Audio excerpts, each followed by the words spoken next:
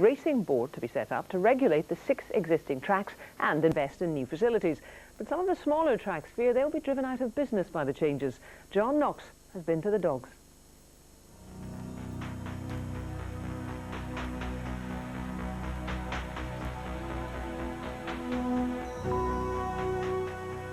Grace, speed and big business.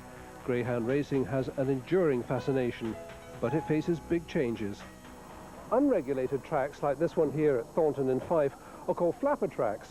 The dogs are not nationally registered, so they can compete here under one name and at another track under a completely different name. There's also no compulsory veterinary inspections, though there is a vet here tonight, and there's no proper retirement procedures for the dogs. Animal welfare campaigners say it's time these flapper tracks were controlled. Some of the worst cases of cruelty that we have actually dealt with have involved greyhounds. A few years ago, a track closed, and we were called in today with a number of dogs that had been drowned deliberately in a quarry, and that was a horrible death. But there are other reasons for creating a Scottish Greyhound Racing Board. I don't think it's correct that dogs are not running under the registered names and there is no traceability.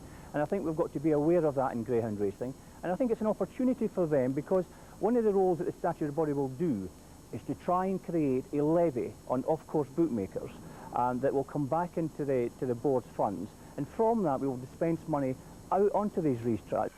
Howard Wallace has plans for a new £9 million Powder Hall Stadium at Wallingford on the south side of Edinburgh, but the smaller tracks like Thornton wonder if the price of modernisation will be too high.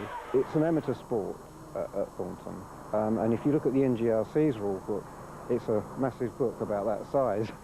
And if you try to impose those rules on the people here, I think they would just get fed up with it and give up the sport, to be honest with you. So the smaller tracks face the choice: run with the regulatory hare or hunt with the independent hounds. John Knox, reporting Scotland, Thornton and Fife.